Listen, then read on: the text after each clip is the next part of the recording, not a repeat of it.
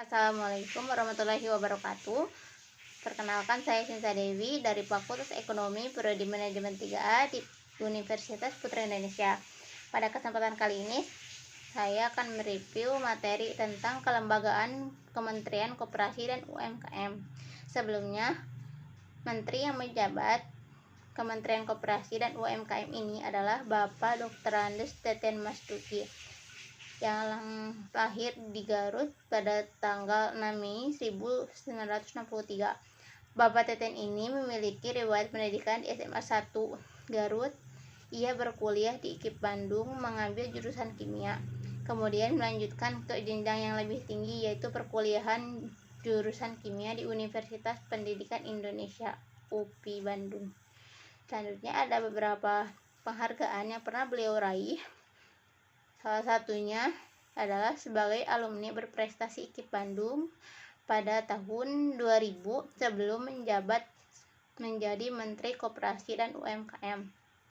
Bapak Teten ini pernah menjabat sebagai Kepala Staf Khusus dan sebagai Staf Presiden, dan kemudian melanjutkan sebagai Menteri Koperasi dan UMKM pada tahun 2019 sampai 2024. Selanjutnya ada beberapa tugas yang dibagi menjadi 5 bagian.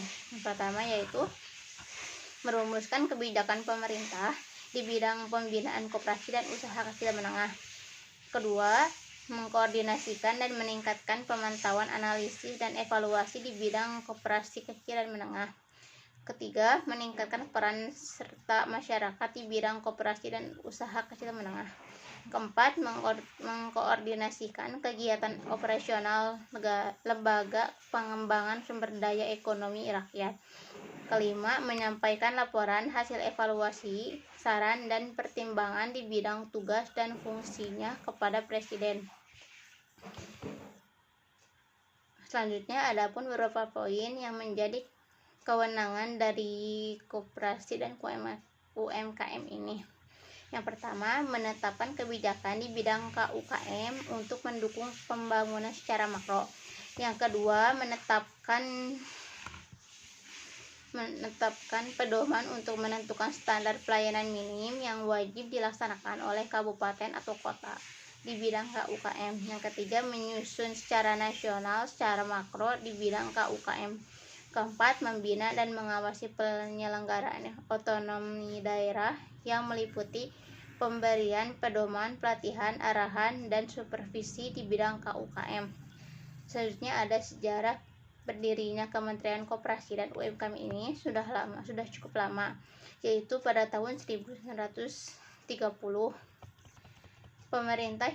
Pemerintah Hindia Belanda membentuk jabatan koperasi yang keberadaannya di bawah Departemen Dalam Negeri.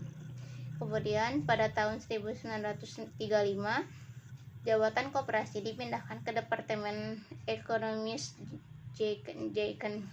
Berbagai perubahan bentuk mengenai koperasi dan UMKM ini, dan seiring berjalannya waktu dari tahun ke tahun, hingga pada tahun 2015 terbentuklah suatu keputusan Presiden nomor 62 tahun 2015 tanggal 18 Mei 2015 tentang Kementerian Koperasi dan Usaha Kecil Menengah, yang tentunya mengatur mengenai perkoperasian usaha kecil menengah.